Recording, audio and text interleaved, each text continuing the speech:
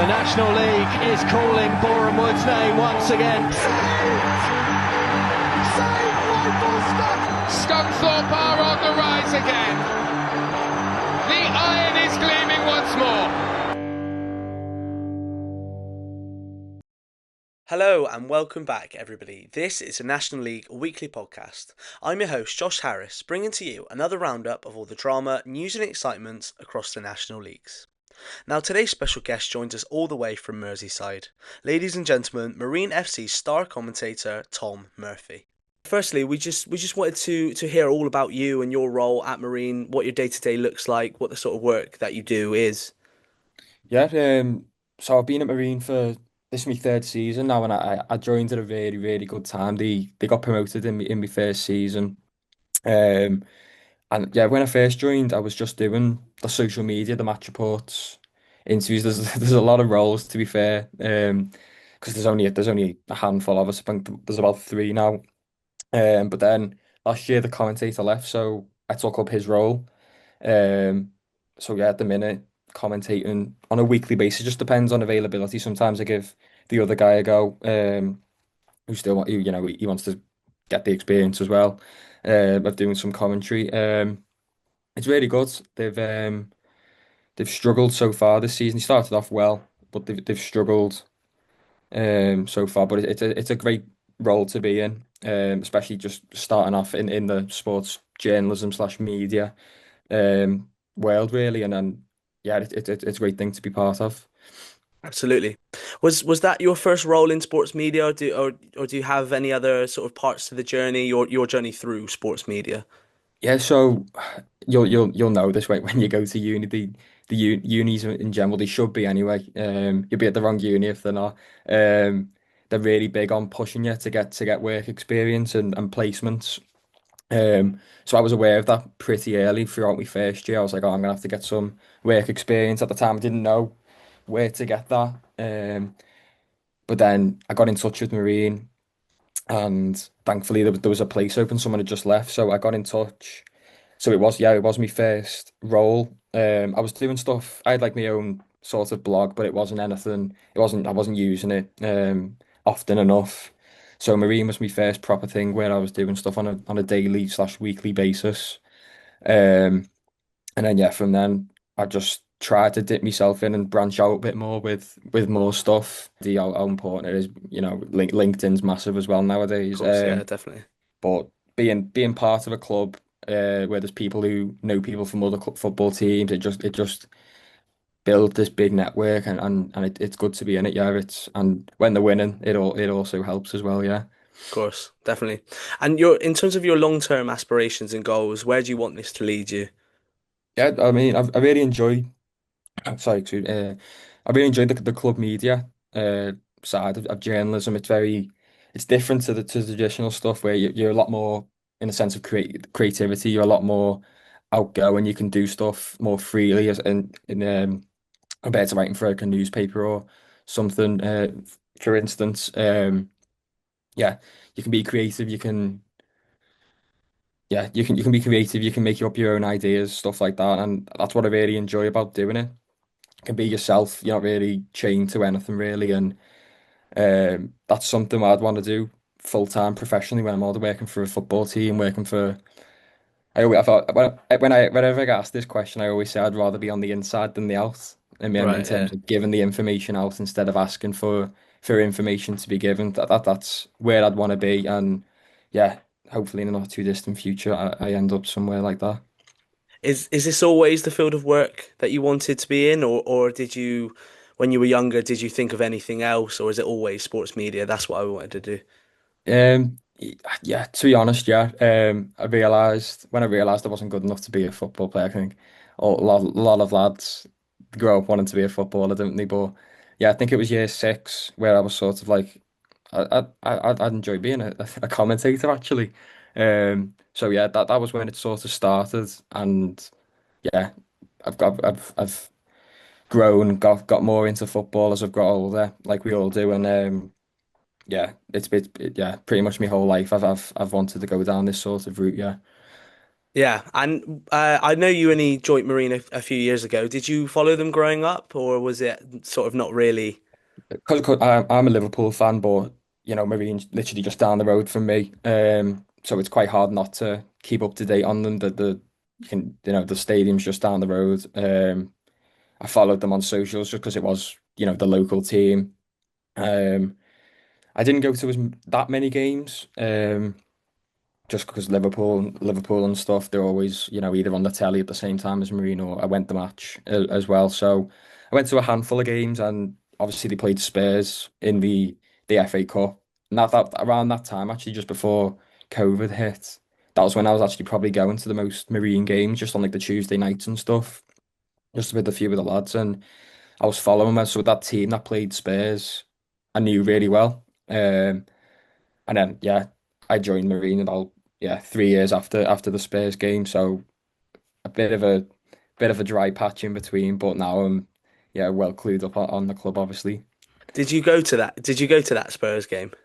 No, because it was 2021, wasn't it? It was in January, so it was still in the COVID bit. So we Oh, we of actually sold course. Yeah, they yeah. sold all the digital tickets. So I got one.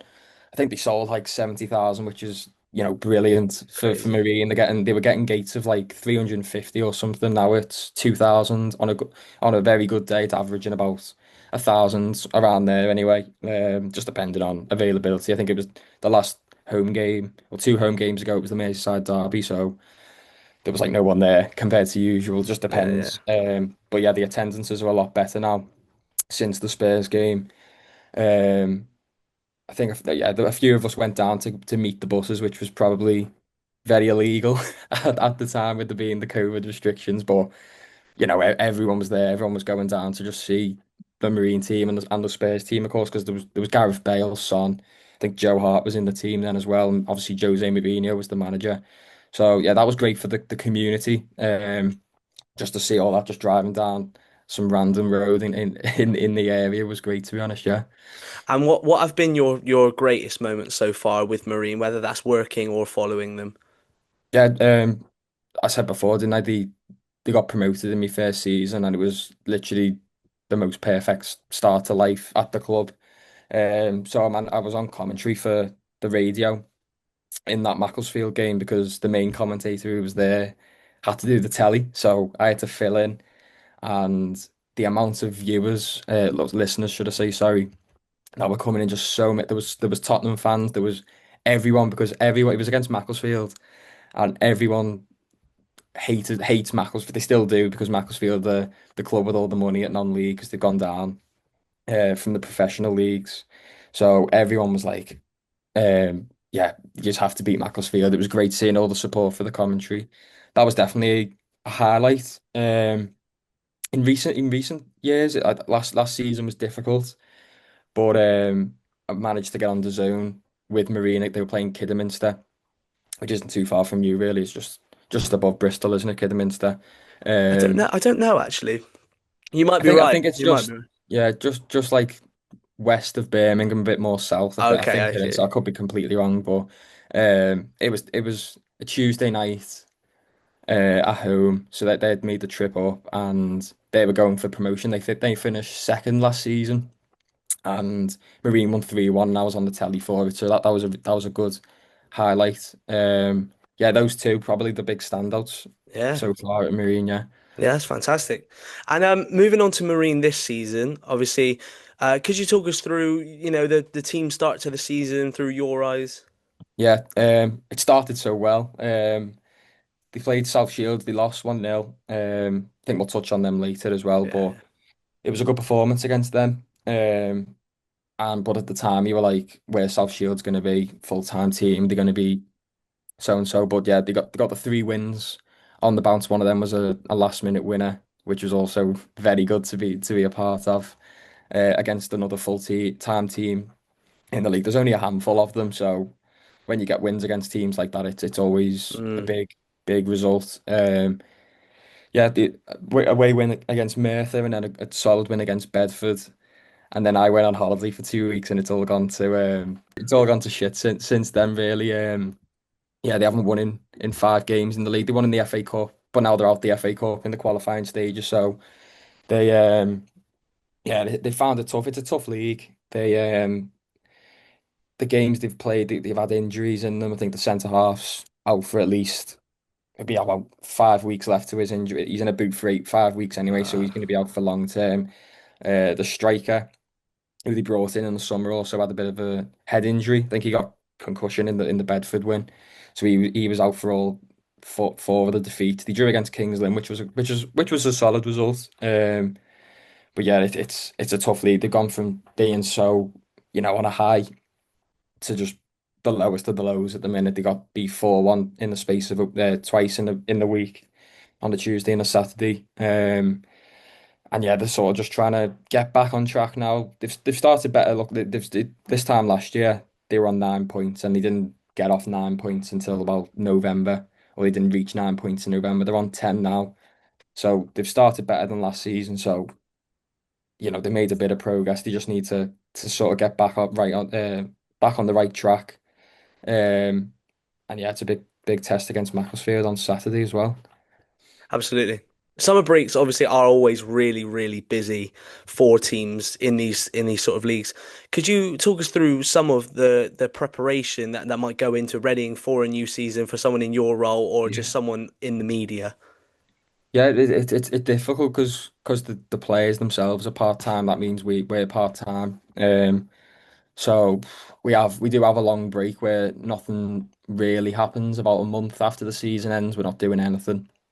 Um, but then and I think that's the same with the players. They literally have a month after, like professionals. They just do nothing for a few weeks. But then everyone starts coming back, and you're hearing about all these transfers. So we're going to the club weekly on a regular basis to interview these new players, and that's what the summer's mainly about because there is so many signings or departures.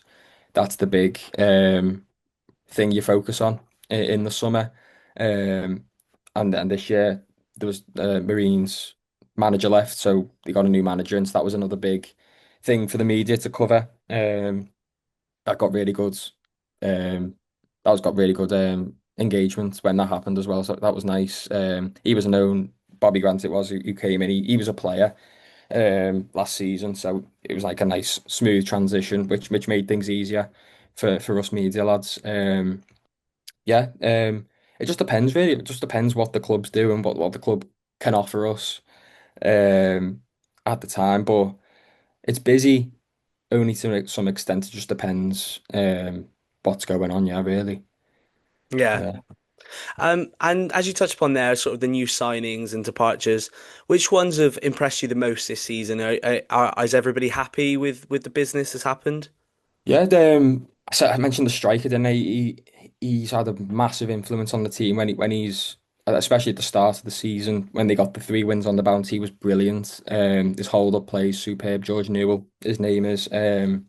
He's been one that I've been really impressed with. They had a goalkeeper as well who's also left because that thing that happens in that league, they always have these 1 month loan spells. Yeah, So yeah. people are constantly coming and going, which makes it difficult for us as well as I'm guessing the fans and the team to sort of get used to who's there and who's not. Um, Yeah, especially as a commentator as well, you got to know yeah, everybody. of Yeah, course, yeah. So they got a new goalkeeper now, Fraser Barnes. He's done okay. But the one they had at the start of the season was brilliant. Matteo Spinelli, his name was. He was on loan from Wigan, I think. He did really well. But to be honest, a lot of the players from last season who sort of kept them up um, stayed. So the squad in general is very similar to last season. Um, we've had a few players come in. Terry Bondo from Blackpool. He's had a positive start. Hasn't scored yet, but you can sort of see where the quality is with him. But yeah, the squad in whole is very similar to the squad that kept them up. Which actually is very different to this time last year. The team's completely different. This time compared to this time last year, which is normal at this level. Um, but yeah, George Newell and the goalkeeper, yeah, they made a good impression so far. good. And yeah, we'll now just move on to obviously some very sad news. I'm sure everybody listening has heard about obviously the sad news of the young man at Chichester, Billy Vigor, who passed away from the severe brain injuries last week after colliding with a concrete wall on the side of the pitch. That's awful, isn't it? That goes without saying, and of course, thoughts go out to everybody affected. But the question now must be asked: could this have been prevented? You'll see in the lower leagues of football.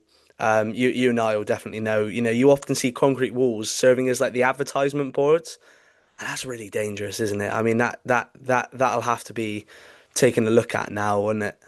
It's a horrible situation, and yeah, the thoughts of me and yourself obviously are going to be with the family and friends of Billy Vigor.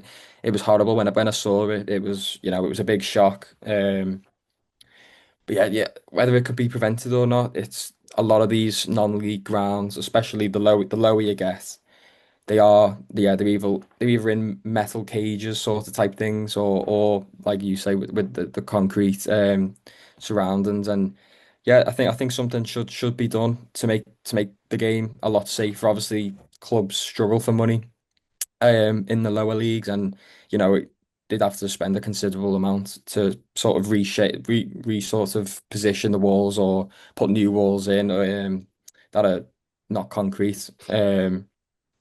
It's a tricky one, and yeah, I think the FA need to have a look at it, because obviously that's you don't really hear of that often, but it definitely can't happen again, and hopefully it No, doesn't. no, no, exactly. And as you said there, sometimes it isn't as easy as just building something else, because obviously these are lower league teams. The money it doesn't grow on trees for these clubs.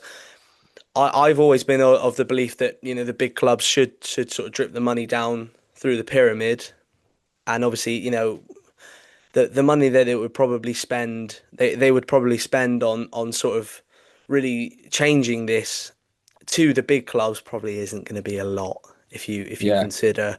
And I've always been of the belief that the big clubs should help the little clubs out, but who knows? It's obviously awful. You don't want it to become a you don't want it to become a not a conspiracy, but you don't want it to become a well, someone's at fault here. But I mean, that's a terrible, awful situation, obviously. And yeah, like we said at the start, obviously thoughts and prayers go out to everybody, yeah, involved with that, because that is horrific, obviously. Yeah, I just hope something can be done about that, so that can be prevented, because that, yeah, like you said, it just can't happen again, can it? No, it's awful. You want something to happen, but it's just the money situation at non-league is tough unless you're certain teams. And yeah, it's horrible, but fingers crossed some sort of progression can happen with it, because yeah, like we've already said, it can't happen again. Yeah, definitely. We will move on, but obviously, yeah, I hope that doesn't come across as sort of just brushing past it. We will move on, but yeah. Last week I actually had Ben Marston on the show. I don't know if you know of Ben Marston. He works for South Shields in the north, and he was telling me, how great they have been so far. As someone like yourself looking from the outside in, how do you feel about their strong start, and do you have any ideas as to why, maybe? Yeah, well, we touched on it before, didn't we? South Shields, they're a full-time team, and they've sort of, because they are full-time, they've underperformed in the last few seasons. They should be going for the playoff places, on a yearly basis. And I think they did 2 years ago, but last season when Marine were in the division for the first time, I think Marine actually finished above them, or it was close anyway. And it's come as a surprise, but then it hasn't as well, because they are full time, and they should be starting well. They should be beating teams in the league on a regular basis. I think that the top scorer left, if I'm correct, last season. So I think they struggled with replacing him, and it looks like they've found him their replacement this year. They've scored so many goals, and they're not conceding too many either. Um, they're going to be a tricky team to come up against. They've got a big test against Chorley, who are also, they're part time actually, Chorley, but they've been in and amongst the top six. Is it top six or seven? Let me have a look. That Top they've seven. yeah. Yeah. I think Top that I think seven. they're Yeah. third at the moment, if Yeah. I'm right. Yeah. But yeah, South Shield still haven't lost, of course, and they've only conceded 4 goals, the best in the league.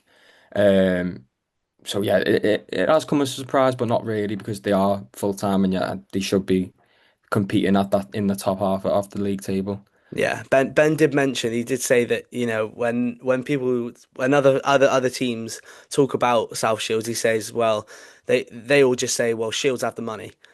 And then he obviously likes to believe, well, it's not just about that. Of course it isn't, but It's a great that thing to is, have at that it is a level. great thing to have at this level, of course. And the club that I work for is a part time, and I think Western do very very well to actually compete with the big boys pretty consistently each season. Missed out just on the playoffs last season, but obviously this year it's been looking really really good. Second at the moment, and on a small budget. I mean, to even to be competing on a regular basis is really good. And so South Shields are part time. Sorry, Marina part time. If am I Yeah, right? So yeah. obviously you'll know it's a massive difference from Yeah. the big boys, so to speak. So yeah, it is a factor as it is in well all aspects of life, but particularly in lower league football. Yeah, but let's yeah we'll see. Yeah, we'll actually touch on Chorley actually because like Mhm. we did mention Chorley there flying very high in third place at the moment. What are your thoughts on their start to the season and maybe the possibility of promotion for them to the National League?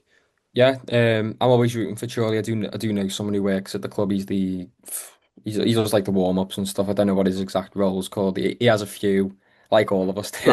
on the media.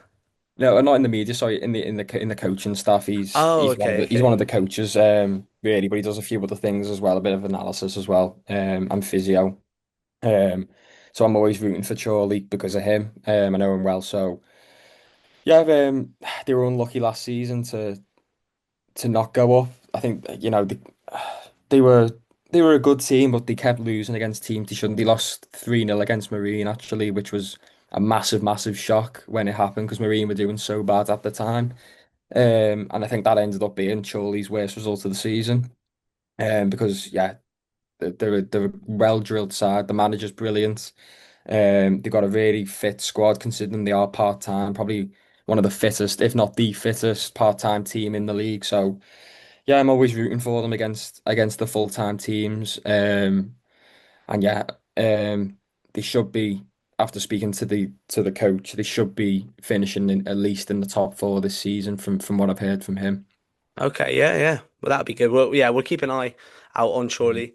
I always find it really great when they sort of part-time team ends up Yeah. making the jump. Like we had that with in the south we had that with Truro last year, but I wouldn't say they're sort of hybrid, Mhm.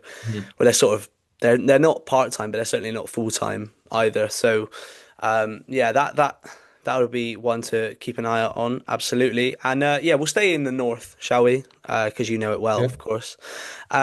Yeah, we spoke about before the podcast about the long distance of travel for the teams like Merthyr, Oxford, Kings Lynn. How do you think that affects them? And do you think that there's anything can be done about that? It's a funny league now, the National League North, because there's teams yeah, like you just mentioned three of them that are definitely not in the National League. They're not in the north of the country. And I want to say it makes it more difficult for them. I know Kings Lynn are full time, so they can travel to these away games. I know Marine struggle to do that because of money, and then obviously the players have other jobs as well. But Merthyr have actually started really Yeah, well. yeah. So does it affect them? Yes, it might. I mean, it's affecting Oxford. They're sat down in the relegation zone at the minute. It does. The miles do rack up. And it does have a toll on the players. When Marina, I've seen it. We've seen it a few times with Marine. We've gone down to Merthyr already this season. We've been to Oxford. We went down to Peterborough. That's also very far away, and questionably, not. It's definitely not in the north of the country anyway. And, they're sat rock bottom at the minute. So it does have an effect to an extent. It'd just be interesting to see if Merthyr can keep it up because. Um, yeah, they're obviously not full time either, but Kings Lynn are, so you'd expect them to be chasing those playoff spaces. Yeah, especially for the part time teams, it will have an effect on them, and it has an effect on Marine when they go down. They struggle when they go away on Tuesday nights, for instance. just the lack of energy I think they have. They've obviously been at work and then having to go down late, getting back late. Um, it does have an effect, and that's obviously happening to Merthyr, to Peterborough, Bedford, Oxford on a weekly basis. They're traveling up and down the country Mm. wherever they go. They're not gonna. It's gonna be rare where they've got a close game. You know, Marine have got lots of teams in the Manchester area, Lancashire area, and then Cheshire and stuff. So um, yeah, it's difficult, and it will be a surprise if all of them do stay up this season. With the travel taken into account there, but yeah, hopefully a lot of them do, but we'll see. Yeah, it is a weird one, isn't it? Because obviously the cause of that as an issue is there are a lot more southern teams than there are northern Yeah. teams.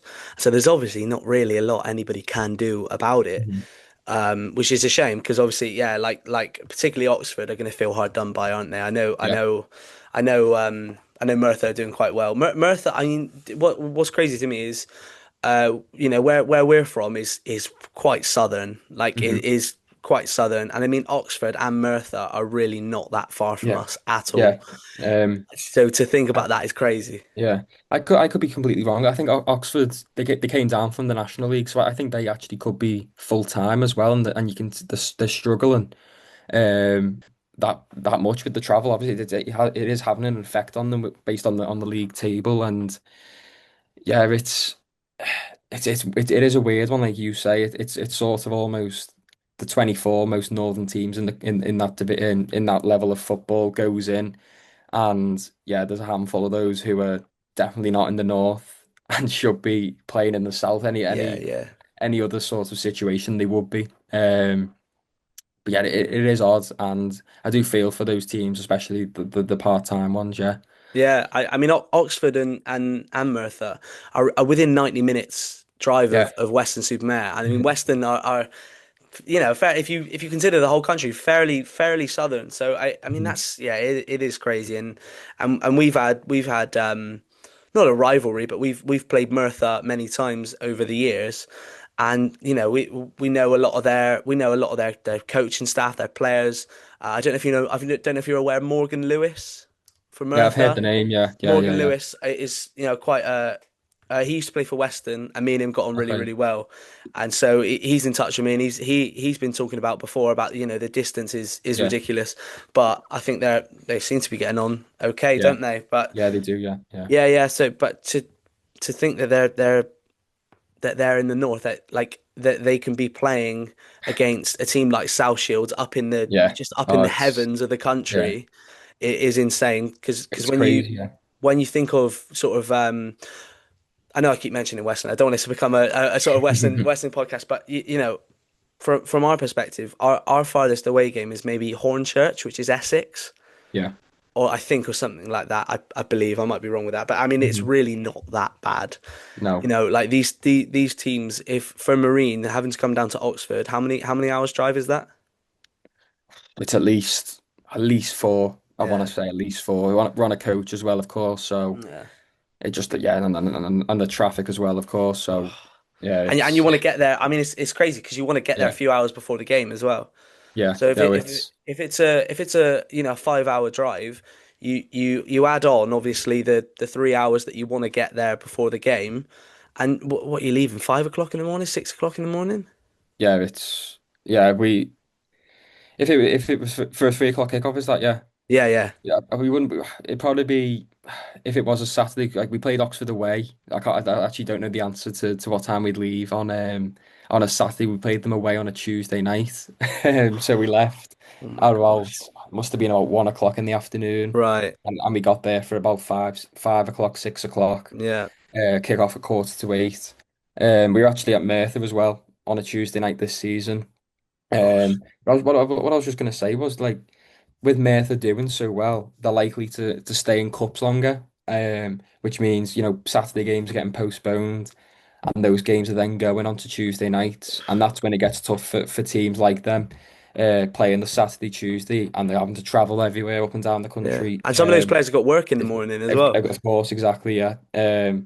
It's tough, and that's what I'm saying. Just keep an eye on them because if they do keep doing well, and a lot of the games are getting postponed, teams they're playing in the National League North could be doing well in the cups as well, of course. So that'll lead to postponements. So it's one to keep an eye out on definitely with Definitely. Murphy's sort of position in the league. Yeah, Yeah, yeah. Well, obviously, we wish all of those teams well. I did just want to quickly touch on Morecambe, a team that has appeared heavily on this podcast in previous weeks for obvious reasons. It's taken a turn for the worst again, hasn't it? Hasn't it, Tom? Just one win in the last 9 games for yeah, Morecambe, and in their last 2 games, they've conceded 10 goals. I mean that is bad. What on earth is happening in Morecambe, Tom? Your opinion on that? yeah. Yeah. I do feel for the Morecambe fans. We did actually play them in pre-season. And when we did, it was like this is going to be their last ever game as a football team, and thankfully it wasn't. But there was a lot of fans tuning into the radio and just all the Marine fans were sort of giving them the best wishes and stuff. So that was nice, and thankfully they were saved. But the new manager's come in, not much experience. He said he was going to have one of the best footballing teams playing wise in the world in within 4 months. But yeah, you've just said, yeah, they're rock bottom, conceding goals like I don't know what, and it's not looking good at all. And yeah, it doesn't look good.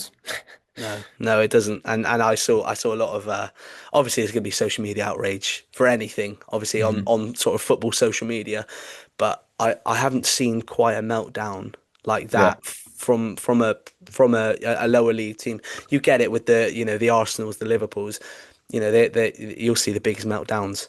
You see the biggest meltdowns going, but I mean, yeah, I mean they are struggling. They are yeah, struggling, and it's got to be hard to watch as a fan. It's gonna be hard to take. Obviously, like yeah. like we said, it's only a few years ago that they were in League One. Is that Mhm. right? Yeah, I think 2 or 3 years, isn't it? I think 3 years, isn't it? Where they got relegated from League One. Um, and yeah, it must be horrible just to see how low they've gone, and it looks like it's going to be. I don't want to say 'cause it's so early in the season still, but it looks like it's going to be not a miracle, but it's going to take some doing to stay up. The way things are going, they're going to need to turn it around quickly. Um, Especially from a defensive point of view. I think every game, every result I've seen from Morgan, there's so many goals in every game. It's It's crazy. ridiculous. It's like basketball Um, matches, isn't it? yeah, literally, yeah. So yeah, they need to turn it around before they go even lower. And as a fan, from a fan perspective from Morecambe, yeah, going from professional football in League One to what could be the National League North next year is yeah, it's horrible for them. Scary prospect for Yeah, everybody involved there, and particularly the new owners. I do wonder yeah, how they're feeling about that, obviously. But yeah, we'll keep an eye on that, obviously, as always. But yeah, just moving back to Marine, and their sort of upcoming games. So could you talk us through those ones and your thoughts on them? yeah. Obviously, they're playing Macclesfield on Saturday, for the first time since they beat them in the playoff final in 2024. That was so. That's going to be a great occasion. I think a lot of Marine fans are looking forward to going back. They got a full coach going down. So yeah, I'm looking forward to that one. A great stadium as well, great ground. Obviously, it is a professional stadium. Hmm. Um, so that it's going to be a tip from a footballing perspective, though. It's going to be a test. Obviously, Maxfield, one of the full-time teams in the league, haven't started as well as I thought they would. In tenth in the league, I think they are at the minute. So. Yeah, but yeah, they're going to pose lots of threats. Maxfield, well, when they played them last time, and they're so quick, and I can imagine they have those similar style players. That's how they play Macclesfield, so quick, defensively sound, and they flick a switch, and they're in your own half, and the ball's in the back of the net.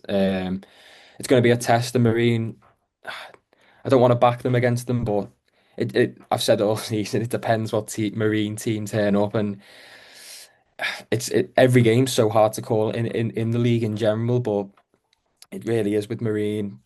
You know, one week they turn up and they actually put in a solid performance like they did against Kings Lynn last week, or 2 weeks ago, sorry. And then the week after they could just be awful, and things can go, terribly, like it did when I was away. But yeah, and then after that, I think it's Cares and Ashton's, that's been rearranged, which is good because that was going to be on a Tuesday night. Because Telford have progressed in the FA Cup. That Yeah, game yeah. was postponed. So Marine, yeah, they're playing Curzon on the 11th of October. Again, that's another test. They are, I don't think they're full time, but I think they're hybrids. And they've had a really poor start, but that's another massive test before they go away to Worksop, who we know well. They were in the Premier Division when they got promoted. So they just came up last season with Macclesfield. So two aways in a row there where we know the ground. Worksop, they're going to struggle, I think, this season. I think similar to Marine did last year. It's a long season. They haven't started well, but it's a long season. Um, and yeah, I think they'll be okay. They're a good team. Worksop, I think again they're sort of on the hybrid sort of level.